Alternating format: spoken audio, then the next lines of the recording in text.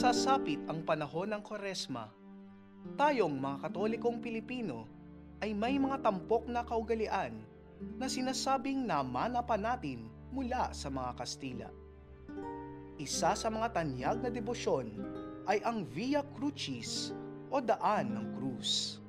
Isang debosyon na nagmula pa noong ika-16 na siglo na ipinalaganap ng mga praileng Pransiskano sa Europa.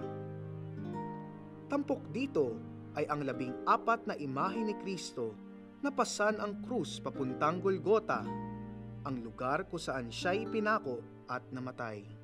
Sa paglahok sa mga debosyong ito, ginugunita natin ang pasyon, pagpapako at ang pagkamatay ni Kristo sa krus.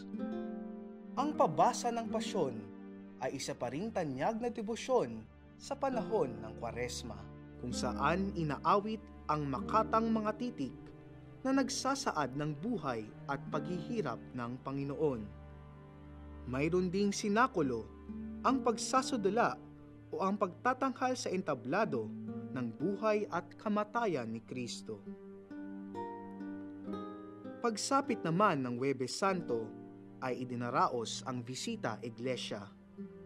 Masugid nating tinutupad ang panata sa pagbisita sa 7 simbahan upang manalangin sa harap ng banal na sakramento, mangumpisal at magdasal ng rosaryo at istasyon ng krus.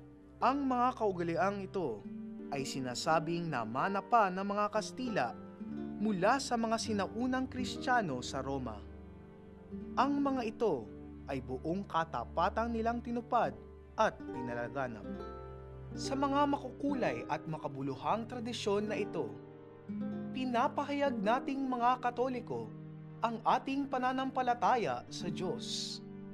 Sinisikap nating matamo ang kapayapaan sa pamamagitan ng pakikipagkasundo sa kapwa at sa Diyos, at ang paggunita na may pagmamahal ng kadakilaan ng pag-ibig ng Diyos na nag-alay ng buhay para sa ating lahat.